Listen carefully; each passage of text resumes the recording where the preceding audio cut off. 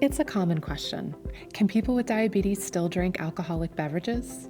The short answer is yes, but you need to make smart choices and understand the impact that alcohol can have on your blood sugar. According to the American Diabetes Association, people with diabetes should follow the same guidelines for alcohol consumption as people without diabetes.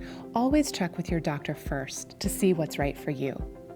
One drink is equal to a 12-ounce beer, a 5-ounce glass of wine, or 1.5 ounces spirits or hard liquor.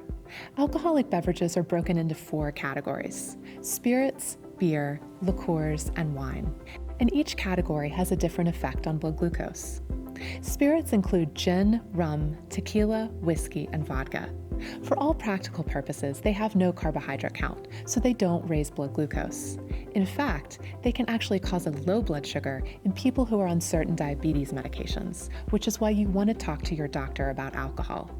But for most people, in appropriate quantities, they pose no problems when consumed straight up or on the rocks. The problem comes with mixed drinks because many mixers have lots of sugar, which can cause your blood glucose to go too high. The solution for diabetes-friendly mixed drinks is to use sugar-free mixers. For instance, a rum and Diet Coke would be a better choice than rum and regular Coke. The good news is that you can find low-carb versions of mini commercial mixers. Always check the nutrition facts label of whatever you're drinking to check the carbohydrate count so you know what impact it will have on your blood glucose.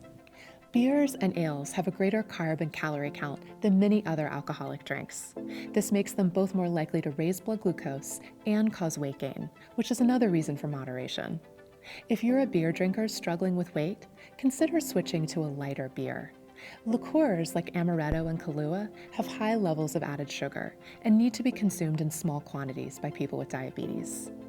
Red and white wine have very few carbs, and they won't raise your blood glucose. There's some evidence that moderate consumption of alcohol can be beneficial to both your heart and your cholesterol.